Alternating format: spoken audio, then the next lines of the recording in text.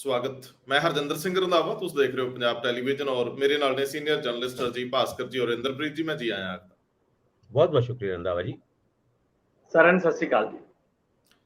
पंजाब प्रदेश भाजपा के नवे बड़े प्रधान सुनील जाखड़ कल अपने गृह मंत्री अमित शाह ਨੂੰ ਮਿਲਦੇ ਨੇ, ਜਿਹੜੇ ਦੂਜੇ ਨੰਬਰ ਦੇ ਵੱਡੇ ਆਗੂ ਨੇ ਬੀਜੇਪੀ 'ਚ, ਔਰ ਉਸ ਤੋਂ ਬਾਅਦ ਉਹ ਆਪਣੀ ਪਹੁੰਚ ਸਾਫ਼ ਕਰਦੇ ਨੇ ਪੰਜਾਬ ਨੂੰ ਲੈ ਕੇ, ਗੱਠਜੋੜ ਨੂੰ ਲੈ ਕੇ। ਅਕਾਲੀ ਭਾਜਪਾ ਗੱਠਜੋੜ ਦੀਆਂ ਬਹੁਤ ਸਾਰੀਆਂ ਕਨਸੋਆਂ ਸੀ ਔਰ ਨੈਗੋਸੀਏਸ਼ਨ ਤੱਕ ਗੱਲ ਚਲੀ ਗਈ, ਦੱਸੀ ਜਾ ਰਹੀ ਸੀ। ਲੇਕਿਨ ਸੁਨੀਲ ਜਾਖੜ ਦਾ ਰੁਖ ਬਹੁਤ ਕੁਝ ਕਲੀਅਰ ਕਰਦਾ ਹੈ, ਜਿਹਦੇ ਵਿੱਚ ਆਉਣ ਵਾਲੀ ਇਲੈਕਸ਼ਨ 2024 ਦੀ ਔਰ 2024 ਤੋਂ ਬਾਅਦ ਦੀ ਜਿਹੜੀ ਇਲੈਕਸ਼ਨ ਹੈ ਵਿਧਾਨ ਸਭਾ ਦੀ, ਉਹਦੇ ਉੱਤੇ ਵੀ ਟਿੱਪਣੀਆਂ। ਲੇਕਿਨ ਉਸ ਤੋਂ ਪਹਿਲਾਂ ਜੋ ਵਾਪਰਦਾ ਰਿਹਾ, ਬੀਜੇਪੀ ਆਪਣੇ ਦੁੱਖ ਦਰਦ ਵੀ ਤਕਲੀਫਾਂ ਵੀ ਸ਼ੇਅਰ ਕਰ ਰਹੀ ਹੈ। ਸੋ ਸਿਧਾਂਤਕ ਤੌਰ ਤੇ, ਮੁੱਢਲੇ ਤੌਰ ਤੇ ਆਪਣੇ ਆਪ ਨੂੰ ਸਟਰੈਂਥਨ ਕਰਨ ਦਾ ਇਹ ਨਜ਼ਰੀਆ ਹੈ, ਆਪਣੇ ਆਪ ਨੂੰ ਨੈਗੋਸੀਏਸ਼ਨ ਦੇ ਵਿੱਚ ਹੋਰ ਜ਼ਿਆਦਾ ਬਿਹਤਰ ਸਥਿਤੀ 'ਚ ਰੱਖਣ ਦਾ ਹੈ, ਉਹਨਾਂ ਦਾ ਐਟੀਟਿਊਡ ਹੈ, ਕੀ ਹੈ, ਇਹਦੇ ਉੱਤੇ ਜਾਣਦੇ ਆ। ਔਰ ਇਹਦੇ ਹੁੰਗਾਰੇ ਦੇ ਵਿੱਚ ਅਕਾਲੀ ਦਲ ਕੀ ਕਰ ਰਿਹਾ, ਕਿਉਂਕਿ ਅੱਜ ਉਹਨਾਂ ਦੀ ਵੀ ਕਾਫੀ ਅਹਿਮ ਮੀਟਿੰਗ ਆ, ਜਿਹਦੇ ਵਿੱਚ ਸਾਰੇ ਵੱਡੇ ਆਗੂ ਲਗਭਗ ਹੋਣਗੇ। ਸੁਖਬੀਰ ਬਾਦਲ ਉਹਨਾਂ ਸਾਰਿਆਂ ਦੀ ਰਾਏ ਜਾਣਨਾ ਚਾਹਣਗੇ। ਇਹ ਬੜੀ ਮੈਰਾਥਨ ਮੀਟਿੰਗ ਹੋਣ ਵਾਲੀ ਹੈ, ਲੇਕਿਨ ਇਸੇ ਦੌਰਾਨ ਦੇ ਵਿੱਚ ਕਾਫੀ ਕੁਝ ਕਲੀਅਰ ਹੋਣ ਵਾਲਾ ਹੈ। ਪੰਜਾਬ ਦੀ ਪੋਲਿਟਿਕਸ ਵਿੱਚ ਇੱਕ ਵੱਡੀ ਧਿਰ ਵਜੋਂ ਅਕਾਲੀ ਬੀਜੇਪੀ ਕਿਵੇਂ ਅੱਗੇ ਵਧਣਗੇ, ਇਹ ਸਾਰੀਆਂ ਚੀਜ਼ਾਂ ਤੁਹਾਡੇ ਨਾਲ ਸਾਂਝੀਆਂ ਕਰਦੇ ਆ। ਕਾਫੀ ਇਨਪੁਟਸ ਨੇ ਇੰਦਰਪ੍ਰੀਤ ਜੀ ਕੋਲ ਔਰ ਅਰਜੀਤ ਭਾਸਕਰ ਜੀ ਕੋਲੇ। ਸੋ ਦੂਜਾ ਮਾਮਲਾ ਵੀ ਬਹੁਤ ਅਹਿਮ ਆ। ਬੇਅਦਬੀ ਮਾਮਲੇ ਪੰਜਾਬ ਦੀ ਰਾਜਨੀਤੀ ਨੂੰ ਨਿਰਧਾਰਿਤ ਕਰਦੇ ਆ ਰਹੇ ਆ। ਹੁਣ ਇਸ ਵੇਲੇ ਜਿਹੜੀ ਸਿਚੁਏਸ਼ਨ ਹੈ, ਉੱਥੇ ਕੁੰਵਰ ਵਿਜੇ ਪ੍ਰਤਾਪ ਵੱਲੋਂ ਡੀਜੀਪੀ ਨੂੰ ਇੱਕ ਪੱਤਰ ਲਿਖ ਕੇ ਉਹ ਜਿਹੜੀਆਂ ਗੱਲਾਂ ਕੀਤੀਆਂ ਗਈਆਂ ਨੇ, ਇਹ ਸਧਾਰਨ ਨਹੀਂ ਨੇ ਔਰ ਇਹਨਾਂ ਦੇ ਉੱਤੇ ਗੌਰ ਹੋਣਾ ਚਾਹੀਦਾ। 1 ਬਾਈ 1 ਚਰਚਾ ਕਰਦੇ ਆ ਕਿ ਆਖਰ ਇਹਦੇ ਅਰਥ ਕੀ ਆ। ਕੁੰਵਰ ਵਿਜੇ ਪ੍ਰਤਾਪ ਚਾਹ ਕੀ ਰਹੇ ਆ ਕਿ ਸਰਕਾਰ ਦੇ ਵਿੱਚ ਹੁੰਦਿਆਂ ਬਤੌਰ ਐਮਐਲਏ ਆਮ ਆਦਮੀ ਪਾਰਟੀ ਦੇ ਉਹਨਾਂ ਦੀ ਸੁਣਵਾਈ ਹੋਊਗੀ ਕਿ ਉਹ ਇਹ ਗੱਲ ਡੀਜੀਪੀ ਦੀ ਬਜਾਏ ਆਪਣੇ ਮੁੱਖ ਮੰਤਰੀ ਜਾਂ ਆਪਣੇ ਕੇਜਰੀਵਾਲ ਜਿਹੜੇ ਉਹਨਾਂ ਦੇ ਸੁਪਰੀਮੋ ਉਹਦੇ ਤੱਕ ਨਹੀਂ ਸੀ ਲਿਜਾ ਸਕਦੇ, ਇਹ ਵੀ ਸਵਾਲ ਆ। ਤੀਜਾ ਮਾਮਲਾ, ਰਾਜਜੀਤ ਸਿੰਘ ਨੇ ਇੱਕ ਤਾਲ ਠੋਕੀ ਹੈ ਨਵੇਂ ਸਿਰਿਓਂ। ਉਹਨਾਂ ਨੇ ਹਾਈ ਕੋਰਟ ਦੇ ਵਿੱਚ ਇੱਕ ਲੰਬੀ ਚੌੜੀ ਪਟੀਸ਼ਨ ਦਾਖਲ ਕੀਤੀ ਆ। ਉਹਨਾਂ ਦੀ ਮੰਗ ਕੀ ਹੈ, ਉਹ ਵੀ ਆਪਾਂ ਡਿਸਕਸ ਕਰਦੇ ਹਾਂ। ਦਰਅਸਲ ਉਹ ਨਿਸ਼ਾਨਾ ਕਿੱਥੇ ਲਾਉਣਾ ਚਾਹ ਰਿਹਾ, ਕੀ ਪੁਲਿਸ ਵਾਲਿਆਂ ਦੀ ਲੜਾਈ ਇੱਕ ਵਾਰੀ ਫਿਰ ਗਹਿ-ਗਚ ਦੌਰ 'ਚ ਦਾਖਲ ਹੋਊਗੀ, ਸਰਕਾਰ ਦਾ ਕੀ ਰੁਖ ਹੋਊਗਾ। ਲੇਕਿਨ ਇੱਕ ਹੋਰ ਅਤ ਅਹਿਮ ਮਾਮਲਾ, ਪੀਐਸਪੀਸੀਐਲ ਨੇ ਜਾਨੀ ਪੰਜਾਬ ਸਰਕਾਰ ਨੇ ਗੋਇੰਦਵਾਲ ਵਾਲਾ ਥਰਮਲ ਪਲਾਂਟ ਖਰੀਦਣ ਲਈ ਜਿਹੜੀ ਬੋਲੀ ਲਾਈ ਹੈ, ਉਹ ਹੁਣ ਬਾਹਰ ਆ ਰਹੀ ਹੈ। ਇੱਕ ਵੱਡੀ ਅਖਬਾਰ ਨੇ ਉਹਦੇ ਅੰਕੜੇ ਨਸ਼ਰ ਕੀਤੇ, ਭਾਸਕਰ ਸਾਹਿਬ ਤੁਹਾਡੇ ਨਾਲ ਸਾਂਝ ਪਾਉਣਗੇ। ਤੇ ਆਰਡੀਐਫ ਦੇ ਮਾਮਲੇ, ਰੂਰਲ ਡਿਵੈਲਪਮੈਂਟ ਫੰਡ ਦੇ ਮਾਮਲੇ 'ਚ ਪੰਜਾਬ ਸਰਕਾਰ ਸੁਪਰੀਮ ਕੋਰਟ ਗਈ ਆ। ਕੀ ਇਹਨਾਂ ਨੇ ਆਪਣੀ ਪਟੀਸ਼ਨ ਜਾਂ ਮੰਗ ਦੇ ਵਿੱਚ ਰੱਖਿਆ, ਇਹ ਆਪਾਂ ਇੰਦਰਪ੍ਰੀਤ ਜੀ ਤੋਂ ਜਾਣਦੇ ਹਾਂ। ਇੰਦਰਪ੍ਰੀਤ ਜੀ, ਗੱਲ ਤੋਰੀਏ ਤਾਂ ਕੱਲ ਸੁਨੀਲ ਜਾਖੜ ਦੀਆਂ ਪਹਿਲੀਆਂ ਟਿੱਪਣੀਆਂ ਔਰ ਪਹਿਲੇ ਲਫ਼ਜ਼ ਪੰਜਾਬ ਦੀ ਰਾਜਨੀਤੀ ਨੂੰ ਮੁੱਢਲੇ ਦੌਰ ਦੀ ਦਿਸ਼ਾ ਦਿੰਦੇ ਲੱਗਦੇ ਆ। ਗੱਠਜੋੜ ਦੇ ਨਜ਼ਰੀਏ ਤੋਂ ਕਿਸ ਤਰ੍ਹਾਂ ਅੱਗੇ ਵਧਿਆ ਜਾਣਾ, ਇਹ ਵੀ ਤੈਅ ਕਰਦੇ ਨਜ਼ਰ ਆਉਂਦੇ ਆ। ਬੀਜੇਪੀ ਝੁਕਣ ਲਈ ਤਿਆਰ ਨਹੀਂ ਹੈ, ਉਹ 13 ਸੀਟਾਂ ਤੇ ਲੜਨ ਦਾ ਦਾਅਵਾ ਠੋਕ ਦਿੰਦੇ ਆ। ਇਹਦੇ ਅਰਥ ਕੀ ਲਈਏ? ਜੇ ਗੱਲਬਾਤ ਚੱਲ ਰਹੀ ਹੈ ਤਾਂ ਇਹ ਭਾਰ ਵਧਾਇਆ ਜਾ ਰਿਹਾ, ਜਾਂ ਕਿਉਂਕਿ ਸੁਨੀਲ ਜਾਖੜ ਬਿਲਕੁਲ ਨਵੇਂ ਆ, ਉਹ ਪਾਰਟੀ ਲਾਈਨ ਤੋਂ ਬਾਹਰ ਨਹੀਂ ਜਾਣਗੇ। ਪਾਰਟੀ ਨੇ ਉਹਨਾਂ ਨੂੰ ਜੋ ਡਿਕਟੇਟ ਕੀਤਾ ਹੋਊਗਾ, ਲਫ਼ਜ਼ ਸਿਰਫ ਜਾਖੜ ਸਾਹਿਬ ਦੇ ਹੋਣਗੇ। ਇਹਦਾ ਮਤਲਬ ਬਹੁਤ ਸਾਰੇ ਮੁੱਦਿਆਂ ਤੇ ਜਾਖੜ ਸਾਹਿਬ ਦੀ ਸਮਝ ਨੂੰ ਸ਼ਾਰਪਨ ਕੀਤਾ ਹੋਊਗਾ। ਇਹਨੂੰ ਕਿਵੇਂ ਮੈਂ ਲਵਾਂ ਜੋ ਜਾਖੜ ਕਹਿ ਰਹੇ? ਹਰਿੰਦਰ ਸਾਹਿਬ, ਜੇ ਆਪਾਂ ਕੱਲ ਦੀਆਂ 3 ਅਹਿਮ ਘਟਨਾਵਾਂ ਨੂੰ ਰੱਖੀਏ ਤੇ ਉਹਨਾਂ ਨੂੰ ਜੋੜ ਕੇ ਦੇਖੀਏ ਇੱਕ ਦੂਜੇ ਨਾਲ, ਫਿਰ ਬੜੀਆਂ ਚੀਜ਼ਾਂ ਸਾਫ਼ ਹੁੰਦੀਆਂ। ਖਾਸ ਤੌਰ ਤੇ ਇੱਕ ਪਹਿਲੀ ਇਹ ਕਿ ਉਹਨਾਂ ਨੇ ਅਮਿਤ ਸ਼ਾਹ ਨਾਲ ਮੁਲਾਕਾਤ ਕੀਤੀ, ਉਹਨਾਂ ਅਮਿਤ ਸ਼ਾਹ ਸਮੇਤ ਕਈਆਂ ਨਾਲ ਮੁਲਾਕਾਤ ਕੀਤੀ। ਲੇਕਿਨ ਅਮਿਤ ਸ਼ਾਹ ਦੀ ਇੰਪੋਰਟੈਂਟ ਇਸ ਕਰਕੇ ਹੈ ਕਿਉਂਕਿ ਜੋ ਵੀ ਮਤਲਬ ਅੱਗੇ ਸੇਧ ਲੈਣੀ ਆ ਉਹ ਉੱਥੋਂ ਹੀ ਆਉਣੀਆਂ ਜਾਖੜ ਸਾਹਿਬ ਵਾਸਤੇ। ਦੂਜੀ ਜਿਹੜੀ ਸਭ ਤੋਂ ਵੱਡੀ ਇੰਪੋਰਟੈਂਟ ਮੀਟਿੰਗ ਸੀ, ਉਹ ਸੀਗੀ ਸੁਖਬੀਰ ਬਾਦਲ ਹੋਰਾਂ ਨੇ ਜਿਹੜੀ ਆਪਣੇ ਘਰ ਆਪਣੇ ਕੋਰ ਕਮੇਟੀ ਦੇ ਮੈਂਬਰਾਂ ਨਾਲ ਕੀਤੀ। ਬਹੁਤ ਸਾਰੇ ਮੈਂ ਆਏ ਸੀ ਉੱਥੇ, 8-10 ਤੋਂ ਜ਼ਿਆਦਾ ਵੱਡੇ ਲੀਡਰ ਉੱਥੇ ਆਏ ਸੀ। ਅੱਜ ਫੇਰ ਮਤਲਬ ਉਹਨਾਂ ਨੇ ਜ਼ਿਲ੍ਹਾ ਪ੍ਰਧਾਨਾਂ ਨਾਲ ਗੱਲ ਕਰਨੀ ਹੈ, ਇਹਨਾਂ ਨੂੰ ਵੀ ਆਪਾਂ ਉਸੇ ਸੰਦਰਭ ਵਿੱਚ ਦੇਖਾਂਗੇ। ਤੀਸਰੀ ਜਿਹੜੀ ਸੀ, ਉਹਨਾਂ ਨੇ ਸੁਨੀਲ ਜਾਖੜ ਹੋਰਾਂ ਨੇ ਜਿਹੜੀ ਵੱਖ-ਵੱਖ ਅਖਬਾਰਾਂ ਨੂੰ ਇੰਟਰਵਿਊ ਦਿੱਤੀਆਂ ਨੇ, ਉਹਦੇ ਚ ਕਈਆਂ ਚ 1-1, 2-2 ਸਵਾਲ ਬਹੁਤ ਇੰਪੋਰਟੈਂਟ ਨੇ।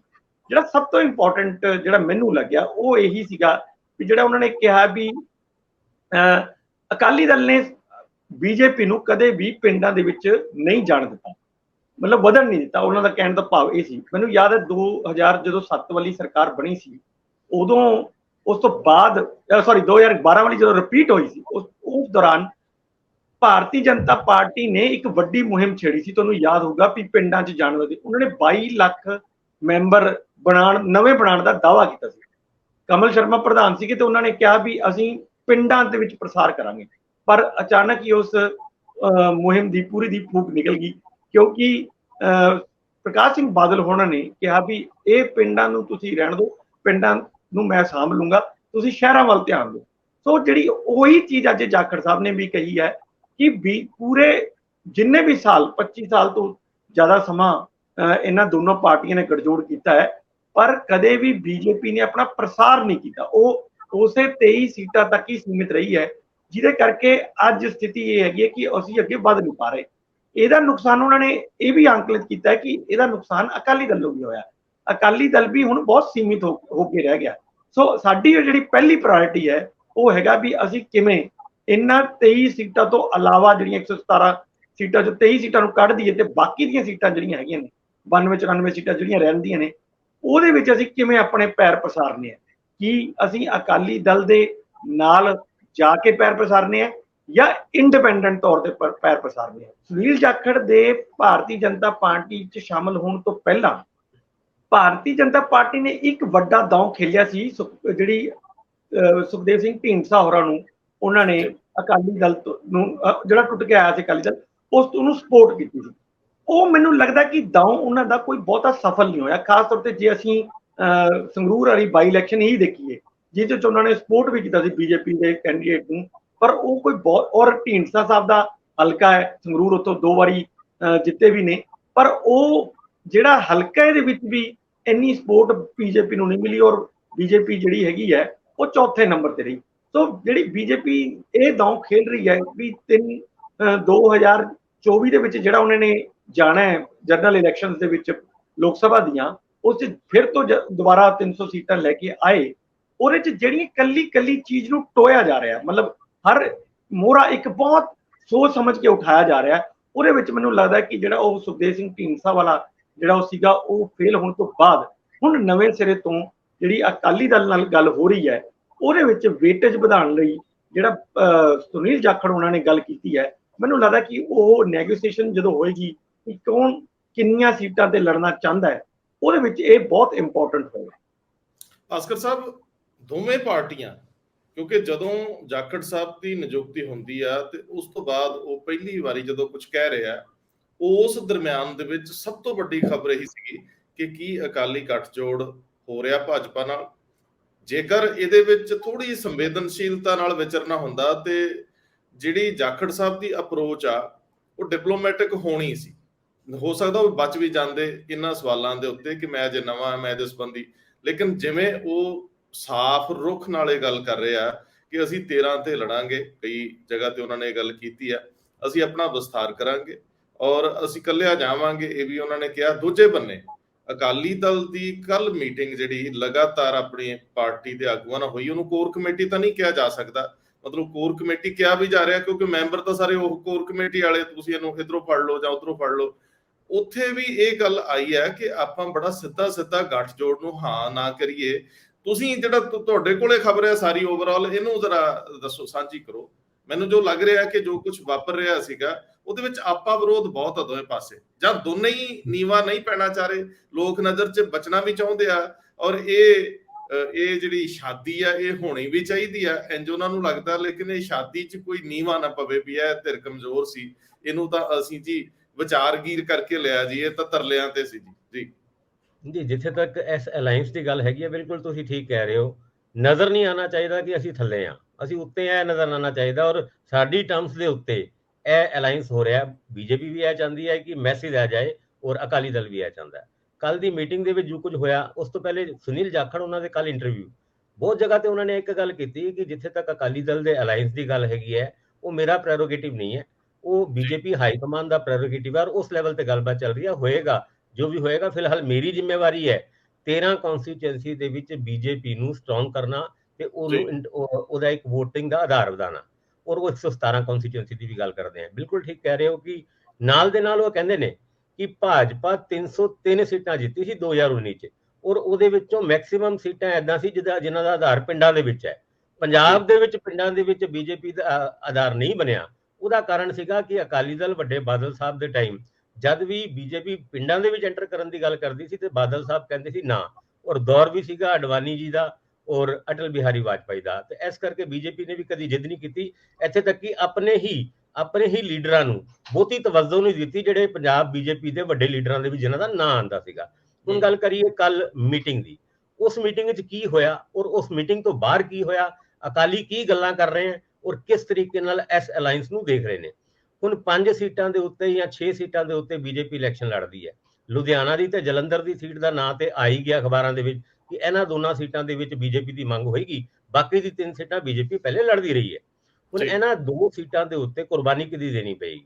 ਔਰ ਉਸ ਤੋਂ ਇਲਾਵਾ ਇਸ ਅਲਾਈਅੰਸ ਹੋਣ ਤੋਂ ਪਹਿਲੇ ਬਹੁਤ ਸਾਰੇ ਅਕਾਲੀ ਆਗੂ, ਜਿਨ੍ਹਾਂ ਵਿੱਚ ਢੀਂਡਸਾ ਸਾਹਿਬ ਦਾ ਨਾਂ ਇੰਦਰਪ੍ਰੀਤ ਉਹਨਾਂ ਨੇ ਲਿੱਤਾ ਹੀ ਹੈ, ਬੀਬੀ ਜਗੀਰ ਕੌਰ ਵੀ ਹੁਣ ਬੀਜੇਪੀ ਦੇ ਨਾਲ ਇੱਕ ਤਰੀਕੇ ਨਾਲ ਇਨਡਾਇਰੈਕਟਲੀ ਤੇ ਅਲਾਈਅੰਸ ਹੈ ਹੀ ਹੈ, ਉਹਨਾਂ ਦਾ ਕੀ ਬਣੂਗਾ? ਕਿ ਉਹ ਇਸ ਅਲਾਈਅੰਸ ਦੇ ਵਿੱਚ ਇੱਕ ਅਕਾਲੀ ਦਲ ਦਾ ਵੀ ਰੀਯੂਨੀਅਨ ਹੋਏਗਾ, ਜਾਂ ਉਹ ਜੋ ਰੁੱਸ ਕੇ ਗਏ ਸੀਗੇ ਅਕਾਲੀ ਦਲ ਤੋਂ ਉਹਨਾਂ ਨੂੰ ਵੀ ਵਾਪਸ ਆਉਣ ਦੀ ਜ਼ਿੰਮੇਵਾਰੀ ਹੋਏਗੀ। ਸਭ ਤੋਂ ਵੱਡਾ ਸਵਾਲ ਤੇ ਇਹ ਪੈਦਾ ਹੋ ਰਿਹਾ ਹੈ ਕਿ ਜਿਸ ਤਰ੍ਹਾਂ ਗੱਲਾਂ ਚੱਲ ਰਹੀ ਹੈ ਕਿ ਸੁਖਬੀਰ ਸਿੰਘ ਬਾਦਲ ਸੈਂਟਰਲ ਕੈਬਨਿਟ ਦੇ ਵਿੱਚ ਮੰਤਰੀ ਹੋਣਗੇ, ਜੇ ਉਹ ਮੰਤਰੀ ਬਣਦੇ ਨੇ ਤੇ ਕੀ ਉਹ ਅਕਾਲੀ ਦਲ ਦੇ ਪ੍ਰਧਾਨ ਵਜੋਂ ਵੀ ਕੰਟੀਨਿਊ ਕਰਨਗੇ? ਅਕਾਲੀ ਦਲ ਦਾ ਪ੍ਰਧਾਨ ਕਿਹਨੂੰ ਬਣਾਇਆ ਜਾਏਗਾ? ਕੀ ਹੁਣ ਵੀ ਅਕਾਲੀ ਦਲ ਦਾ ਪ੍ਰਧਾਨ ਬਾਦਲ ਪਰਿਵਾਰ ਦਾ ਹੀ ਹੋਏਗਾ? ਜੇ ਬਾਦਲ ਪਰਿਵਾਰ ਦਾ ਹੋਏਗਾ ਕਿ ਬਿਕਰਮ ਸਿੰਘ ਮਜੀਠੀਆ ਉਹਨਾਂ ਨੂੰ ਵੀ ਅਕਾਲੀ ਦਲ ਦਾ ਪ੍ਰਧਾਨ ਬਣਾਇਆ ਜਾ ਸਕਦਾ ਹੈ? ਇਹ ਗੱਲਾਂ ਉਸ ਕੋਰ ਕਮੇਟੀ ਦੀ ਮੀਟਿੰਗ ਵਿੱਚ ਤੇ ਨਹੀਂ ਹੋਈ, ਪਰ ਬਾਹਰ ਅਕਾਲੀ ਲੀਡਰ ਇਹ ਗੱਲਾਂ ਕਰਦੇ ਰਹੇ। ਔਰ ਵਾਕਈ ਜੇ ਸੁਖਬੀਰ ਸਿੰਘ ਬਾਦਲ ਉਹਨਾਂ ਨੂੰ ਬਤੌਰ ਕੈਬਨਿਟ ਮੰਤਰੀ ਅਗਰ ਸ਼ਾਮਿਲ ਹੁੰਦੇ ਆ ਉਹ, ਤੇ ਉਹਨਾਂ ਨੂੰ ਅਕਾਲੀ ਦਲ ਦੇ ਪ੍ਰਧਾਨ ਵਜੋਂ ਕੰਟੀਨਿਊ ਕਰਨ ਦੇ ਵਿੱਚ ਮੁਸ਼ਕਿਲਾਂ ਆਉਣਗੀਆਂ। ਇਹ ਸਾਰੇ ਸਵਾਲ ਅਕਾਲੀ ਦਲ ਦੇ ਸਾਹਮਣੇ ਬੜੇ ਵੱਡੇ ਹੋ ਕੇ ਖੜੇ ਨੇ। ਔਰ ਇਸ ਅਲਾਈਅੰਸ ਦੇ ਵਿੱਚ ਅਕਾਲੀ ਦਲ ਥੱਲੇ ਨਾ ਲੱਗੇ, ਅਕਾਲੀ ਦਲ ਬੀਜੇਪੀ ਦੀ ਡਿਕਟੇਸ਼ਨ ਦੇ ਉੱਤੇ ਜਾਂ ਉਹਦੇ ਡਿਕਟੇਟਸ ਦੇ ਉੱਤੇ ਕੰਮ ਨਾ ਕਰਨ, ਇਹ ਇੰਪ੍ਰੈਸ਼ਨ ਦੇਣ ਦੀ ਵੀ ਗੱਲਾਂ ਕੱਲ ਉਸ ਅਕਾਲੀ ਦਲ ਦੀ ਮੀਟਿੰਗ ਦੇ ਵਿੱਚ ਹੋਈਆਂ। ਮੀਟਿੰਗਾਂ ਬਹੁਤ ਲੰਬੀਆਂ ਚੱਲੀਆਂ, 1 to 1 ਵੀ ਹੋਈਆਂ, ਮੀਟਿੰਗਾਂ ਸਮੂਹਿਕ ਰੂਪ ਚ ਵੀ ਹੋਈਆਂ, ਲੇਕਿਨ ਇਹਦੇ ਬਾਰੇ ਅਧਿਕਾਰਤ ਤੌਰ ਤੇ ਕਿਧਰੇ ਵੀ ਕਲੇਮ ਨਹੀਂ ਕੀਤਾ ਗਿਆ ਕਿ ਕੋਈ ਮੀਟਿੰਗ ਸੀ। ਇਹ ਤਾਂ ਰਸਮੀ ਮਿਲਣੀਆਂ ਕਹੀਆਂ ਗਈਆਂ ਔਰ ਇੰਜ ਹੁੰਦਾ ਵੀ ਹੈ, ਇਹ ਪਾਰਟੀਆਂ ਦੀ ਆਪਣੀ ਪਹੁੰਚ ਹੁੰਦੀ ਹੈ। ਤੇ ਖੈਰ ਦੋਵੇਂ ਧਿਰਾਂ ਆਪਣੇ ਪਰ ਜੋ ਰਹੀਆਂ ਨੇ ਔਰ ਇਹ ਵੀ ਦੇਖ ਰਹੀਆਂ ਨੇ ਕਿ ਇਹਦੇ ਵਿੱਚੋਂ ਕਿਸੇ ਨੂੰ ਨੁਕਸਾਨ ਨਾ ਹੋਵੇ ਤੇ ਪਬਲਿਕ ਪਰਸੈਪਸ਼ਨ ਵੀ ਕਿਤੇ ਇੰਜ ਨਾ ਹੋਵੇ ਕਿ ਇੱਕ ਨਾਲ ਦੂਜਾ, ਦੂਜੇ ਨਾਲ ਦੂਜਾ, ਕਿਤੇ ਅੱਗੇ ਨਾਲੋਂ ਵੱਧ ਨੁਕਸਾਨ ਨਾ ਚਲੇ ਜਾਈਏ। ਸੋ ਇਹ ਆਉਂਦੇ ਦਿਨ ਕਾਫੀ ਗੰਭੀਰ ਰਹਿਣ ਵਾਲੇ ਆ। ਅੱਜ ਜਾਖੜ ਸਾਹਿਬ ਦਰਬਾਰ ਸਾਹਿਬ ਜਾਣਗੇ, ਦੁਰਗਿਆਨਾ ਮੰਦਿਰ ਜਾਣਗੇ, ਰਾਮ ਤੀਰਥ ਜਾਣਗੇ ਔਰ ਉਸ ਤੋਂ ਬਾਅਦ ਉਹ ਥਾਂ ਤੇ ਮੀਡੀਆ ਨਾਲ ਕਿਹੋ ਜਿਹੀ ਗੱਲ ਕਰਦੇ ਆ, ਹੌਲੀ ਹੌਲੀ ਪੱਤੇ ਖੁੱਲਦੇ ਜਾਣਗੇ। ਪਰ ਇੱਥੇ ਇਹਨਾਂ ਦੋਨਾਂ ਪਾਰਟੀਆਂ 'ਚ ਇਸ ਤਰ੍ਹਾਂ ਹੈ ਕਿ ਜਦੋਂ ਫੈਸਲੇ ਲੈਣ ਤੇ ਆਉਂਦੇ ਆ, ਫਿਰ ਕਿੰਨੇ ਕੀ ਕਿਹਾ ਸੀ, ਇਹਨਾਂ ਚੀਜ਼ਾਂ ਤੇ ਬਹੁਤੀ ਤਵੱਜੋ ਨਹੀਂ ਦਿੱਤੀ ਜਾਂਦੀ। ਇੰਦਰਪ੍ਰੀਤ ਜੀ, ਇਹਨਾਂ ਮਾਮਲਿਆਂ ਦੇ ਨਾਲ ਜੋੜ ਕੇ ਜੇ ਮੈਂ ਦੇਖਾਂ, ਪੰਜਾਬ ਦੀ ਰਾਜਨੀਤੀ 'ਚ ਅਕਾਲੀ ਦਲ ਨੂੰ ਨੁਕਸਾਨ ਉਦੋਂ ਸ਼ੁਰੂ ਹੋਏ ਜਦੋਂ ਬੇਅਦਬੀ ਮਾਮਲਿਆਂ ਦਾ ਸਭ ਤੋਂ ਵੱਡਾ ਰੌਲਾ ਪਿਆ ਔਰ 15 ਦੇ ਵਿੱਚ ਜੋ ਕੁਝ ਵਾਪਰਿਆ ਉਹਦਾ ਅਸਰ 17 ਚ ਦੇਖਿਆ। ਉਹ ਅਜੇ ਕਿਸੇ ਤਣ ਪੱਤਨ ਗੱਲ ਲੱਗੀ ਨਹੀਂ। ਹੁਣ ਕੁੰਵਰ ਵਿਜੇ ਪ੍ਰਤਾਪ ਦਾ ਡੀਜੀਪੀ ਨੂੰ ਚਿੱਠੀ ਲਿਖਣਾ, ਕੁੰਵਰ ਵਿਜੇ ਪ੍ਰਤਾਪ ਵੱਡੇ ਪੁਲਿਸ ਅਫਸਰ ਰਹੇ ਨੇ ਔਰ ਇਸ ਵੇਲੇ ਉਹ ਐਮਐਲਏ ਵਜੋਂ ਉਹ ਤਾਂ ਆਪਣੇ ਮੁੱਖ ਮੰਤਰੀ ਨੂੰ ਮਿਲਦੇ ਬਿਹਤਰ ਸੀ। ਉਹ ਸਪੀਕਰ ਵਿਧਾਨ ਸਭਾ ਕੋਲ ਕੋਈ ਗੱਲ ਰੱਖਦੇ ਪਲੇਟਫਾਰਮ ਸੀ, ਉਹ ਆਪਣੇ ਸੁਪਰੀਮੋ ਕੋਲ ਜਾਂਦੇ, ਉਹ ਵੀ ਬਣਦਾ ਸੀਗਾ। ਪਰ ਉਹਨਾਂ ਨੇ ਡੀਜੀਪੀ ਨੂੰ ਚਿੱਠੀ ਲਿਖੀ ਆ ਔਰ ਲਿਖੀ ਵੀ ਜਾਂਚ ਜਾਂ ਐਸਆਈਟੀ ਦੇ ਨਜ਼ਰੀਏ ਤੋਂ ਆ। ਮੈਨੂੰ ਜਰਾ ਇਹਦੇ ਤੇ ਗੱਲ ਨੁਕਤਾ ਸਮਝਾਇਓ ਕਿ ਉਹਨਾਂ ਦਾ ਨਿਸ਼ਾਨਾ ਕੀ ਹੈ, ਉਹ ਕਿਸ ਏਜੰਡੇ ਤੇ ਨੇ, ਉਹ ਕੀ ਚਾਹ ਰਹੇ ਨੇ, ਇਹਦੇ ਵਿੱਚੋਂ ਕੀ ਤੁਹਾਨੂੰ ਲੱਗਿਆ? ਕੀ ਰੰਧਾਵਾ ਸਾਹਿਬ ਤੁਸੀਂ ਠੀਕ ਕਿਹਾ ਕਿ ਉਹਨਾਂ ਨੂੰ ਆਪਣੀ ਗੱਲ ਵਿਧਾਨ ਸਭਾ ਦੇ ਸਪੀਕਰ, ਮੁੱਖ ਮੰਤਰੀ ਜਾਂ ਆਪਣੇ ਪਾਰਟੀ ਦੇ ਜਿਹੜੇ ਸੁਪਰੀਮੋ ਹੈਗੇ ਆ ਉਹਨਾਂ ਤੱਕ ਰੱਖਣੀ ਚਾਹੀਦੀ ਸੀ, ਕਿਉਂਕਿ ਇਹ ਟੋਟਲ ਹੁਣ ਪੋਲੀਟੀਕਲ ਮਾਮਲਾ ਹੁੰਦਾ ਜਾ ਰਿਹਾ ਹੈ। ਇਹ ਮੈਂ ਇਸ ਕਰਕੇ ਵੀ ਕਹਿ ਰਿਹਾ ਕਿ ਉਹਨਾਂ ਨੇ ਇਹ ਨਹੀਂ ਹੈ ਕਿ ਕੋਸ਼ਿਸ਼ ਨਹੀਂ ਕੀਤੀ। ਤੁਹਾਨੂੰ ਯਾਦ ਹੋਊਗਾ ਜਿਹੜੀ ਬਜਟ ਸੈਸ਼ਨ ਜਦੋਂ ਚੱਲ ਰਿਹਾ ਸੀਗਾ, ਉਦੋਂ ਉਹਨਾਂ ਨੇ ਸਪੀਕਰ ਸਾਹਿਬ ਤੋਂ ਸਪੈਸ਼ਲ ਟਾਈਮ ਮੰਗਿਆ ਕਿ ਮੈਂ ਇਹਦੀ ਜਾਂਚ ਵੀ ਕੀਤੀ ਹੋਈ ਹੈ ਔਰ ਮੇਰੇ ਕੋਲ ਬਹੁਤ ਸਾਰੇ ਤੱਥ ਇਹਦੇ ਹੈਗੇ ਆ ਔਰ ਮੈਨੂੰ ਇਹ ਰੱਖਣ ਦੀ ਇਜਾਜ਼ਤ ਦਿੱਤੀ ਜਾਏ। ਉਹਨਾਂ ਨੇ ਕੋਸ਼ਿਸ਼ ਵੀ ਕੀਤੀ ਪਰ ਸਪੀਕਰ ਸਾਹਿਬ ਨੇ ਉਦੋਂ ਇਜਾਜ਼ਤ ਨਹੀਂ ਦਿੱਤੀ। ਸੋ ਇਸੇ ਤਰ੍ਹਾਂ ਹੀ ਇਹ ਹੁਣ ਮੈਨੂੰ ਨਹੀਂ ਧਿਆਨ 'ਚ ਕਿ ਇਹ ਉਹਨਾਂ ਨੇ ਇਸ਼ੂ ਆਪਣੇ ਮੁੱਖ ਮੰਤਰੀ ਕੋਲ ਉਠਾਇਆ ਕਿ ਨਹੀਂ ਉਠਾਇਆ, ਪਰ ਉਹਨਾਂ ਨੇ ਪਬਲਿਕਲੀ ਵੀ ਇਹ ਇੱਕ ਵਾਰੀ ਫਰੀਦਕੋਟ ਦੇ ਵਿੱਚ ਜਦੋਂ ਪਿੱਛੇ ਜੇ ਇੱਕ ਰੈਲੀ ਸੀਗੀ, ਉੱਥੇ ਸੌਰੀ ਰੈਲੀ ਨਹੀਂ ਸੀ, ਇੱਕ ਕਾਨਫਰੰਸ ਜਿਹੜੀ ਆ ਧਰਨਾ ਚੱਲ ਰਿਹਾ ਸੀ, ਉਹਦੇ ਵਿੱਚ ਵੀ ਇਹ ਇਸ਼ੂ ਉਠਾਇਆ ਸੀ ਔਰ ਬਹੁਤ ਤੱਥ ਉਹਨਾਂ ਨੇ, ਤੁਸੀਂ ਦੇਖੋ ਉਦੋਂ ਵੀ ਇਹ ਸਾਰੀ ਚੀਜ਼ ਦੇ ਦਿੱਤੇ ਸੀ, ਕਿਉਂਕਿ ਉਹ ਇਸ ਜਾਂਚ ਦਾ ਵੱਡਾ ਹਿੱਸਾ ਰਹੇ ਨੇ, ਇਸ ਕਰਕੇ ਸਾਰੇ ਤੱਥਾਂ ਨੂੰ ਉਹ ਜਾਣਦੇ ਨੇ। ਹੁਣ 1.5 ਸਾਲ ਹੋ ਗਿਆ ਇਹ ਸਰਕਾਰ ਨੂੰ ਬਣੇ ਨੂੰ, ਪਿਛਲੀ ਸਰਕਾਰ ਦੇ ਟਾਈਮ ਦੀ ਇਹ ਐਸਆਈਟੀ ਚੱਲ ਰਹੀ ਹੈ, ਹਜੇ ਤੱਕ ਵੀ ਇਹ ਐਸਆਈਟੀ ਕਿਸੇ ਵੀ ਨਤੀਜੇ ਤੇ ਨਹੀਂ ਪਹੁੰਚੀ ਹੈ। ਸੋ ਉਹਨਾਂ ਨੇ ਡੀਜੀਪੀ ਨੂੰ ਇਹ ਕਿਹਾ ਵੀ ਇਹਦੀ ਜਾਂਚ ਬਹੁਤ ਸੋਲੋ ਚੱਲ ਰਹੀ ਹੈ, ਜਾਂ ਮੈਂ ਦੂਸਰੇ ਸ਼ਬਦਾਂ 'ਚ ਕਹਾਂ ਤੇ ਉੱਥੇ ਹੀ ਖੜੀ ਹੈ ਜਿੱਥੇ ਮੈਂ ਛੱਡ ਕੇ ਆਇਆ ਸੀਗਾ। ਸੋ ਅਸੀਂ ਮਤਲਬ ਇਹਨੂੰ ਕਿਸੇ ਸਿਰੇ ਚੜਾਈਏ, ਕਿਉਂਕਿ ਲੋਕਾਂ ਦੇ ਵਿੱਚ ਬੜੀ ਵੱਡੀ ਫੀਲਿੰਗ ਹੈ ਇਸ ਨੂੰ ਲੈ ਕੇ, ਭਾਵਨਾਤਮਕ ਮੁੱਦਾ ਇਹ, ਔਰ ਅਸੀਂ ਉਹਨੂੰ ਹੱਲ ਕਰਨ ਵਾਲਾ ਨਹੀਂ ਤੁਰ ਰਹੇ। ਸੋ ਮੈਨੂੰ ਲੱਗਦਾ ਹੈ ਵੀ ਇਹ ਕਿਤੇ ਨਾ ਕਿਤੇ ਦੋ ਚੀਜ਼ਾਂ ਮੈਨੂੰ ਲੱਗ ਰਹੀਆਂ ਨੇ। ਇੱਕ ਤਾਂ ਇਹ ਜਿਹੜਾ ਉਹਨਾਂ ਨੂੰ ਇਹ ਕਿਹਾ ਗਿਆ ਸੀ ਵੀ ਤੁਹਾਨੂੰ ਅੰਮ੍ਰਿਤਸਰ ਦੇ ਲੋਕਾਂ ਨੂੰ ਜਿਹੜਾ ਇਹ ਕਿਹਾ ਗਿਆ ਸੀ ਵੀ ਤੁਸੀਂ ਇੱਕ ਵਾਰੀ ਬਸ ਇਹਨਾਂ ਨੂੰ ਜਿਤਾ ਦਿਓ, ਹੋਮ ਮਿਨਿਸਟਰ ਤਾਂ ਅਸੀਂ ਬਣਾ ਦਾਂਗੇ ਇਹਨਾਂ ਨੂੰ। ਇੱਕ ਤਾਂ ਮੈਨੂੰ ਲੱਗਦਾ ਕਿ ਜਦੋਂ ਉਹ ਸਿਰੇ ਤਾਂ ਚੜੀ ਨਹੀਂ ਗੱਲ, ਔਰ ਉਹ ਆਪਣੇ ਆਪ ਨੂੰ ਇਸ ਤਰ੍ਹਾਂ ਦਾ ਮਹਿਸੂਸ ਕਰਦੇ ਨੇ ਵੀ ਜਿਹੜੇ ਬਹੁਤ ਮਤਲਬ ਖਿਲਾੜੀ ਟਾਈਪ ਬੰਦੇ, ਜਿਹੜੇ ਇਸ ਇੰਨੇ ਪਹੁੰਚ ਵਾਲੇ ਬੰਦੇ, ਉਹਨਾਂ ਨੂੰ ਤਾਂ ਮੰਤਰੀ ਬਣਾਇਆ ਨਹੀਂ ਗਿਆ, ਲੇਕਿਨ ਦੂਸਰਿਆਂ ਨੂੰ ਮੰਤਰੀ ਬਣਾਤਾ ਹੈ। ਇੱਕ ਤਾਂ ਮੈਨੂੰ ਲੱਗਦਾ ਕਿ ਇਹ ਸਾਲ ਰਹੀ ਹੈ ਗੱਲ ਉਹਨਾਂ ਨੂੰ, ਉਹਦੇ ਵਿੱਚੋਂ ਦੀ ਕਿਤੇ ਸ਼ਾਇਦ ਇਹ ਗੱਲ ਆਈ ਹੈ, ਤੇ ਇਹ ਆਪਣੀ ਸਰਕਾਰ ਨੂੰ ਐਮਬੈਰਸ ਕਰਨ ਵਾਲੀ ਗੱਲ ਹੈ ਕਿ ਇੱਕ ਵਿਧਾਇਕ ਡੀਜੀਪੀ ਨੂੰ ਲਿਖੇ ਕਿ ਯਾਰ ਤੁਸੀਂ ਕੁਝ ਕਰ ਨਹੀਂ ਰਹੇ ਇਹਦੇ।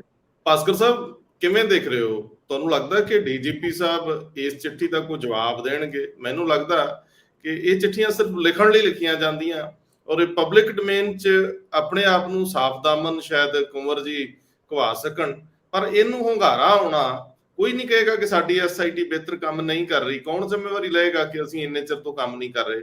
ਪਰ ਫਿਰ ਆਖਰੀ ਚਾਰਜਸ਼ੀਟ ਦਾਇਰ ਕਿਉਂ ਨਹੀਂ ਹੋ ਰਹੀਆਂ? ਬਹਿਬਲ ਕਲਾਂ ਵਾਲੀ ਐਸਆਈਟੀ ਕਿਉਂ ਨਹੀਂ ਕੁਝ ਕਰ ਰਹੀ? ਕਿਉਂ ਡੇਟ ਤੋਂ ਡੇਟ ਤੱਕ ਦਾ ਸਫ਼ਰ ਤੈਅ ਹੋ ਰਿਹਾ? ਹਜੇ ਬਹਿਬਲ ਕਲਾਂ ਦੀ ਐਸਆਈਟੀ ਨੇ ਆਪਣੀ ਰਿਪੋਰਟ ਸਬਮਿਟ ਕਰਨੀ ਹੈ। ਉਸ ਤੋਂ ਪਹਿਲੇ ਹੀ ਪਿਛਲੇ ਦਿਨਾਂ ਦੇ ਵਿੱਚ ਅਦਾਲਤ ਦੇ ਵਿੱਚ 7 ਗਵਾਹ, ਔਰ 7 ਗਵਾਹ ਉਹ ਜਿਹੜੇ ਭਾਵੇਂ ਕੁੰਵਰ ਵਿਜੇ ਪ੍ਰਤਾਪ ਉਹਨਾਂ ਦੀ ਐਸਆਈਟੀ ਸੀ, ਜਾਂ ਫਿਰ ਐਲਕੇ ਯਾਦਵ ਦੀ ਐਸਆਈਟੀ ਸੀ, ਜਾਂ ਫਿਰ ਨੋਨੀਹਾਲ ਸਿੰਘ ਉਹਨਾਂ ਵਾਲੀ ਐਸਆਈਟੀ ਹੈ, ਤਿੰਨਾਂ ਦੇ ਵਿੱਚ ਗਵਾਹ ਉਹੀ ਸੀ। ਉਹਨਾਂ ਗਵਾਹਾਂ ਨੇ ਜਦ ਪਟੀਸ਼ਨ ਪਾਈ ਕਿ ਬਹੁਤ ਸਾਰੀ ਕੇਸਿਸ ਦੇ ਵਿੱਚ ਗਵਾਹਾਂ ਨੂੰ ਐਕਿਊਜ਼ ਬਣਾਇਆ ਗਿਆ ਔਰ ਐਕਿਊਜ਼ ਨੂੰ ਗਵਾਹ ਬਣਾਇਆ ਗਿਆ, ਔਰ ਕੁੰਵਰ ਵਿਜੇ ਪ੍ਰਤਾਪ ਉਹਨਾਂ ਦੀ ਇਨਵੈਸਟੀਗੇਸ਼ਨ ਦੇ ਉੱਤੇ ਉਂਗਲ ਖੜੀ ਕੀਤੀ। ਹਾਲਾਂਕਿ ਕੁੰਵਰ ਵਿਜੇ ਪ੍ਰਤਾਪ ਉਹਨਾਂ ਦਾ ਕਹਿਣਾ ਹੈ ਕਿ ਜਿਹੜੀ ਮੇਰੀ ਕੀਤੀ ਹੋਈ ਇਨਵੈਸਟੀਗੇਸ਼ਨ ਹੈ, ਉਸ ਤੋਂ ਉੱਤੇ ਜਿਹੜੀ ਨਵੀਂ ਐਸਆਈਟੀ ਬਣੀ ਹੈ ਉਹਨਾਂ ਨੇ ਕੋਈ ਵੀ ਇਨਵੈਸਟੀਗੇਸ਼ਨ ਨਹੀਂ ਕੀਤੀ, ਬਲਕਿ ਮੇਰੀ ਕੀਤੀ ਹੋਈ ਇਨਵੈਸਟੀਗੇਸ਼ਨ ਤੇ ਹੀ ਅੱਗੇ ਵਧਣੇ ਸ਼ੁਰੂ ਹੋ ਗਏ ਨੇ। ਹੁਣ ਜਦ ਗੱਲ ਅੱਗੇ ਵਧਣ ਦੀ ਹੋ ਰਹੀ ਸੀ ਤੇ ਗੱਲ ਫੇਰ ਜਿਹੜੀ ਹਾਈ ਕੋਰਟ ਤੋਂ ਕੁੰਵਰ ਵਿਜੇ ਪ੍ਰਤਾਪ ਉਹਨਾਂ ਦੀ ਰਿਪੋਰਟ ਰਿਜੈਕਟ ਹੋਈ ਸੀ।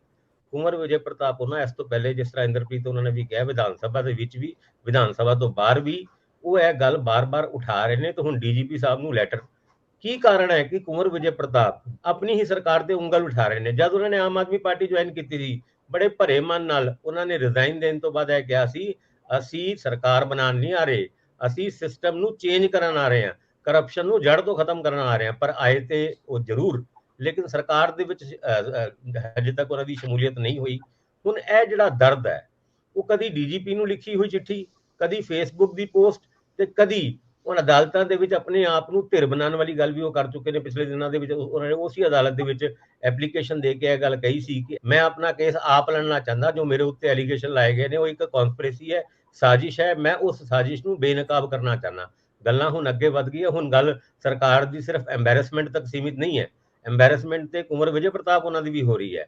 ਉਹ ਕੁਝ ਕਹਿਣਾ ਚਾਹੁੰਦੇ ਨੇ, ਹੁਣ ਕਿਹੜੇ ਪਲੇਟਫਾਰਮ ਤੇ ਜਾ ਕੇ ਕਹਿਣ? ਸਰਕਾਰ ਉਹਨਾਂ ਦੀ ਆਪਣੀ ਹੈ, ਸਰਕਾਰ ਨੂੰ ਉਹ ਕਹਿੰਦੇ ਨੇ ਤੇ ਕਹਿੰਦੇ ਵੀ ਤੁਸੀਂ ਸਰਕਾਰ ਨੂੰ ਕਿਉਂ ਕਹਿ ਰਹੇ ਹੋ? ਐਮਬੈਰਸਮੈਂਟ ਸਰਕਾਰ ਦੀ ਹੋ ਰਹੀ ਹੈ। ਜਿਹੜੀ ਉਹਨਾਂ ਦੀ ਐਮਬੈਰਸਮੈਂਟ ਹੋ ਰਹੀ ਹੈ ਉਹਦਾ ਜਵਾਬ ਉਹ ਕਿੱਥੋਂ ਲੱਭਣ ਦੀ ਕੋਸ਼ਿਸ਼ ਦੇ ਵਿੱਚ ਹੀ ਇਹ ਚਿੱਠੀ ਵਾਲਾ ਗੇਮ ਚੱਲ ਰਿਹਾ। ਇੰਦਰਪ੍ਰੀਤ ਜੀ ਕੁਝ ਕਹਿਣਾ ਚਾਹ ਰਹੇ ਸੀ? ਮੈਂ ਜਸਟ ਇਸ ਤੇ ਇਹ ਰੰਧਾਵਾ ਸਾਹਿਬ ਗੱਲ ਕਰਨਾ ਚਾਹੁੰਦਾ ਸੀ ਕਿ ਜਿਹੜਾ ਇਹ ਕੇਸ ਹੈ, ਦੇਖੋ 2 ਐਸਆਈਟੀਆਂ 2 ਉਹਨਾਂ 'ਚ ਬਣਾਈਆਂ, ਮੈਨੂੰ ਲੱਗਦਾ ਕਿ ਇਹ ਦੋਨੋਂ ਕੇਸ ਇੱਕੋ ਹੀ ਨੇ। ਇਹਦੇ 'ਚ 2 ਐਸਆਈਟੀਆਂ ਬਣਾਉਣ ਦਾ ਕੋਈ ਮਤਲਬ ਨਹੀਂ ਹੈ। ਜੇ ਅਸੀਂ ਇਨਸਾਫ ਕਰਾਉਣਾ ਤਾਂ ਇੱਕੋ ਹੀ ਵੱਡੀ ਐਸਆਈਟੀ ਨੂੰ ਦੋਨੋਂ ਕੰਮ ਸੌਂਪੇ ਜਾਣੇ ਚਾਹੀਦੇ ਸੀਗੇ, ਤਾਂ ਜਾ ਕੇ ਸ਼ਾਇਦ ਹੋ ਸਕਦਾ ਕਿ ਕਿਤੇ ਨਾ ਕਿਤੇ ਇਹਦਾ ਨਿਤਾਰਾ ਹੋ ਜਾਂਦਾ, ਜਲਦੀ ਹੋ ਸਕਦਾ ਸੀਗਾ। ਪਰ ਹੁਣ ਜਿਉਂ-ਜਿਉਂ ਟਾਈਮ ਬੀਤਦਾ ਜਾ ਰਿਹਾ ਹੈ, ਮੈਨੂੰ ਲੱਗਦਾ ਕਿ ਇਹ ਇੱਕ ਟੋਟਲੀ ਪੋਲੀਟੀਕਲ ਹੋ ਕੇ ਰਹਿ ਜਾਏਗਾ। ਕੋਈ ਵੀ ਕਿਸੇ ਤੋਂ ਵੀ ਆਸ ਨਹੀਂ ਰੱਖਦਾ। ਦੇਖੋ ਤੁਸੀਂ ਅਕਾਲੀ ਦਲ ਦੀ ਗੱਲ ਕੀਤੀ ਸੀ ਵੀ ਅਕਾਲੀ ਦਲ ਦੇ ਟਾਈਮ 'ਚ ਇਹ ਹੋਇਆ, ਰਾਈਟ। ਉਸ ਤੋਂ ਬਾਅਦ ਉੱਥੇ ਕਮਿਸ਼ਨ ਵੀ ਬਣਿਆ ਜਸਟਿਸ ਜੋਰਾ ਸਿੰਘ ਦਾ। ਫਿਰ ਉਸ ਤੋਂ ਬਾਅਦ ਕੈਪਟਨ ਸਾਹਿਬ ਦੀ ਸਰਕਾਰ ਬਣ ਗਈ, ਕੈਪਟਨ ਸਾਹਿਬ ਨੇ ਵੀ ਇੱਕ ਜਸਟਿਸ ਰਣਜੀਤ ਸਿੰਘ ਦਾ ਕਮਿਸ਼ਨ ਬਣਾਤਾ। ਫਿਰ ਕਮਿਸ਼ਨ ਦੀ ਰਿਪੋਰਟ ਦੇ ਉੱਤੇ ਐਸਆਈਟੀ ਦਾ ਗਠਨ ਕਰਤਾ ਪ੍ਰਬੋਧ ਕੁਮਾਰ ਵਾਲੀ। ਹੁਣ ਉਹਨੂੰ ਹਾਈ ਕੋਰਟ ਨੇ ਰੱਦ ਕਰਤਾ। ਇੱਕ ਨੌਨਿਆਲ ਸਿੰਘ ਵਾਲੀ ਅਲੱਗ ਤੌਰ ਬਣੀ ਹੋਈ ਹੈ, ਪਹਿਲੇ ਜਿਹੜੀ ਪਰਮਾਰ ਸਾਹਿਬ ਵਾਲੀ। ਸੋ ਕਿੰਨੀਆਂ ਚੀਜ਼ਾਂ ਉਲਝਦੀਆਂ ਜਾ ਰਹੀਆਂ ਨੇ। ਇਹ ਕਿ ਜਿੰਨਾ ਚਿਰ ਜਦ ਤੱਕ ਇੱਕ ਬੰਦੇ ਨੂੰ ਪੂਰੀ ਇਹ ਜ਼ਿੰਮੇਵਾਰੀ ਨਹੀਂ ਸੌਂਪੀ ਜਾਂਦੀ, ਮੈਨੂੰ ਲੱਗਦਾ ਕਿ ਇਹ ਹੱਲ ਹੋਣ ਵਾਲਾ ਨਹੀਂ ਹੈਗਾ। ਐਵੇਂ ਆਪਾਂ ਟਾਈਮ ਪਾਸ ਕਰੀ ਜਾਂਦੇ, ਲੋਕਾਂ ਨੂੰ ਜ਼ਿਆਦਾ ਨਿਰਾਸ਼ ਕਰ ਰਹੇ ਹਾਂ, ਤੇ ਇਹਦਾ ਬੁਰਾ ਨਤੀਜਾ ਵੀ ਸਾਡੇ ਸਾਹਮਣੇ ਆ ਸਕਦਾ ਹੈ। ਹਾਂ, ਬਹੁਤ 3 ਸਰਕਾਰਾਂ ਭੁਗਤ ਚੁੱਕੀਆਂ ਇਹਦੇ ਵਿੱਚ, ਔਰ ਵੱਡੀ ਗੱਲ ਨਹੀਂ ਕਿ ਸੇਕ ਕਿਸੇ ਹੋਰ ਨੂੰ ਵੀ ਲੱਗੇ। ਅਜੇ ਅਕਾਲੀ ਦਲ ਉੱਪਰ ਹੀ ਨਹੀਂ ਪਾ ਰਿਹਾ ਇਹਨਾਂ ਮਾਮਲਿਆਂ ਚੋਂ। ਸਵਾਲ ਜੀ ਇਸ ਗੱਲ ਦਾ ਹੈ ਕਿ ਜਿਹੜੇ 9 ਨਿਹਾਲ ਸਿੰਘ ਨੇ ਉਹ ਆਪਣੀ ਰਿਪੋਰਟ ਕਿਉਂ ਨਹੀਂ ਸਬਮਿਟ ਕਰ ਰਹੇ। ਕੋਟਕਪੂਰੇ 'ਚ LK ਯਾਦਵ ਆਪਣੀ ਰਿਪੋਰਟ ਪੇਸ਼ ਕਰ ਚੁੱਕੇ ਆ, ਚਾਰਜ ਸ਼ੀਟ ਦੇ ਚੁੱਕੇ ਆ, ਦਾਇਰ ਕਰ ਚੁੱਕੇ ਆ। ਉੱਥੇ ਤਾਂ ਗੋਲੀ ਚੱਲੀ, ਬੰਦੇ ਜ਼ਖਮੀ ਹੋਏ। ਇੱਥੇ 2 ਬੰਦੇ ਮਰੇ ਨੇ। ਬਹਿਬਲ ਕਲਾਂ ਦੇ ਵਿੱਚ 2 ਵਿਅਕਤੀਆਂ ਦੀ ਜਾਨ ਗਈ ਹੈ, ਔਰ ਇਹਦੇ ਵਿੱਚ ਜੇਕਰ ਤੁਸੀਂ ਗੈਰ ਜ਼ਰੂਰੀ ਡਿਲੇ ਕਰੋਗੇ ਤਾਂ ਤੁਹਾਡੀ ਮਨਸ਼ਾ ਤੇ ਸ਼ੱਕ ਹੋਏਗਾ ਕਿ ਕੀ ਤੁਸੀਂ ਟਾਈਮਿੰਗ ਨੂੰ ਤਾਂ ਨਹੀਂ ਧਿਆਨ 'ਚ ਰੱਖ ਰਹੇ, ਕਿ ਤੁਸੀਂ ਕੋਈ ਇਸ ਤਰ੍ਹਾਂ ਦਾ ਮੁੱਦਾ ਬਣਾਉਣਾ ਚਾਹੁੰਦੇ ਹੋ ਕਿ ਪਾਰਲੀਮਾਨੀ ਇਲੈਕਸ਼ਨ ਤੋਂ ਪਹਿਲਾਂ ਇਹ ਚਾਰਜ ਸ਼ੀਟ ਦਾਇਰ ਹੋਵੇ। ਇਹਦੇ ਵਿੱਚ ਸਿਆਸਤ ਸਾਫ਼ ਨਜ਼ਰ ਆਊਗੀ ਔਰ ਤੁਹਾਨੂੰ ਕਟਹਿਰੇ 'ਚ ਵੀ ਖੜਾ ਕਰੂਗੀ, ਭਾਵੇਂ ਕੋਈ ਵੀ ਨਾਮਜ਼ਦ ਹੋਵੇ। ਮੈਂ ਅੱਗੇ ਚੱਲਾਂ, ਭਾਸਕਰ ਸਾਹਿਬ, ਰਾਜਜੀਤ ਉਹ ਪੁਲਿਸ ਅਫਸਰ ਨੇ ਜਿਹੜੇ ਇਹਨਾਂ ਦਿਨਾਂ ਦੇ ਵਿੱਚ ਚੰਗੇ ਸ਼ਬਦਾਂ 'ਚ ਨਹੀਂ ਜਾਣੇ ਜਾ ਰਹੇ। ਉਹਨਾਂ ਦਾ ਨਾਂ ਨਸ਼ਿਆਂ ਨਾਲ ਜੁੜਿਆ ਹੋਇਆ। ਜਿਹੜੀ ਉਹਨਾਂ ਸੱਜਰੀ ਪਟੀਸ਼ਨ ਪਾਈ ਆ, ਇਹਦੇ ਨਾਲ ਸਾਂਝ ਪਵਾਓ। ਕੀ ਕਹਿੰਦੇ ਨੇ, ਕੀ ਮੰਗ ਹੈ, ਕੀ ਪ੍ਰੇਰ ਹੈ ਉਹਨਾਂ ਦੀ? ਰਾਜਜੀਤ, ਜਿਨ੍ਹਾਂ ਨੂੰ 17 ਅਪ੍ਰੈਲ ਨੂੰ ਇੱਕ ਤਰੀਕੇ ਨਾਲ ਨੌਕਰੀ ਤੋਂ ਵੀ ਬਰਖਾਸਤ ਕਰ ਦਿੱਤਾ ਗਿਆ ਸੀ, ਔਰ ਉਹਨਾਂ ਦੇ ਖਿਲਾਫ DGP ਨੂੰ ਜਿਹੜੇ ਪ੍ਰਿੰਸੀਪਲ ਸੈਕਟਰੀ ਹੋਮ ਨੇ, ਉਹਨਾਂ ਨੇ ਚਿੱਠੀ ਲਿਖ ਕੇ ਬਰਖਾਸਤਗੀ ਦੇ ਆਰਡਰ ਇਸ਼ੂ ਕੀਤੇ ਸੀ ਅੰਡਰ ਆਰਟੀਕਲ 211। ਹੁਣ ਜਿਹੜੀ ਗੱਲ ਆਪਾਂ ਕਹੀਏ ਕਿ ਰਾਜਜੀਤ ਉਹਨਾਂ ਨੇ ਹਾਈ ਕੋਰਟ ਦਾ ਦਰਵਾਜ਼ਾ ਖਟਖਟਾਇਆ। 520 ਪੇਜ ਦੀ ਇਹ ਪਟੀਸ਼ਨ ਹੈ। ਇਸ ਪਟੀਸ਼ਨ ਦੇ ਵਿੱਚ ਮੰਗ ਕੀਤੀ ਗਈ ਹੈ ਜਿਹੜੀ ਉਹਨਾਂ ਨੂੰ ਨਾਮਜ਼ਦ ਕੀਤਾ ਗਿਆ NDPS ਐਕਟ ਦੇ ਵਿੱਚ, ਔਰ ਜੂਨ 2017 ਦੇ ਕੇਸ ਦੇ ਵਿੱਚ, ਜਿਹਦੇ ਵਿੱਚ ਇੰਦਰਜੀਤ ਆਲਰੇਡੀ ਜੇਲ੍ਹ ਦੇ ਵਿੱਚ ਬੰਦ ਹੈ। ਉਹ ਕਹਿੰਦੇ ਨੇ ਇਸ FIR ਨੂੰ ਕੁਐਸ਼ ਕੀਤਾ ਜਾਏ। ਉਸ ਤੋਂ ਇਲਾਵਾ 3 SIT ਦੀ ਰਿਪੋਰਟ ਉਹਨਾਂ ਦੇ ਬਾਰੇ ਚ ਉਹ ਸੁਪਰੀਮ ਕੋਰਟ ਦੇ ਵਿੱਚ ਵੀ ਕੁਝ ਗੱਲਾਂ ਕੀਤੀ ਸੀ। ਸੁਪਰੀਮ ਕੋਰਟ ਨੇ ਕਿਹਾ ਸੀ ਤੁਸੀਂ ਹਾਈ ਕੋਰਟ ਜਾਓ, ਤਾਂ ਉਸ ਆਧਾਰ ਦੇ ਉੱਤੇ ਉਹ ਹਾਈ ਕੋਰਟ ਗਏ ਨੇ।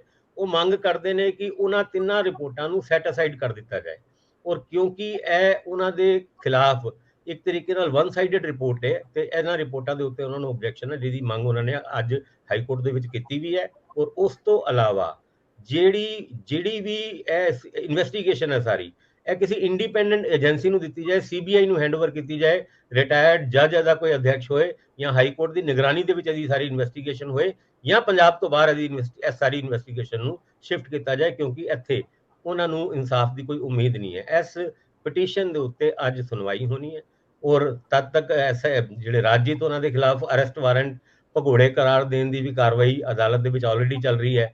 ਹੁਣ ਇਸ ਪਟੀਸ਼ਨ ਦੇ ਉੱਤੇ ਹਾਈ ਕੋਰਟ ਦਾ ਰੁਖ ਕੀ ਹੁੰਦਾ ਹੈ ਅੱਜ ਪਤਾ ਲੱਗੇਗਾ, ਪਰ ਫਿਲਹਾਲ ਹਾਈ ਕੋਰਟ ਤੋਂ ਔਰ ਸੁਪਰੀਮ ਕੋਰਟ ਤੋਂ ਰਾਜਜੀਤ ਨੂੰ ਅੱਜ ਤੋਂ ਪਹਿਲੇ ਕੋਈ ਰਿਲੀਫ ਕਿਸੇ ਵੀ ਤਰੀਕੇ ਦਾ ਨਹੀਂ ਮਿਲ ਪਾਇਆ।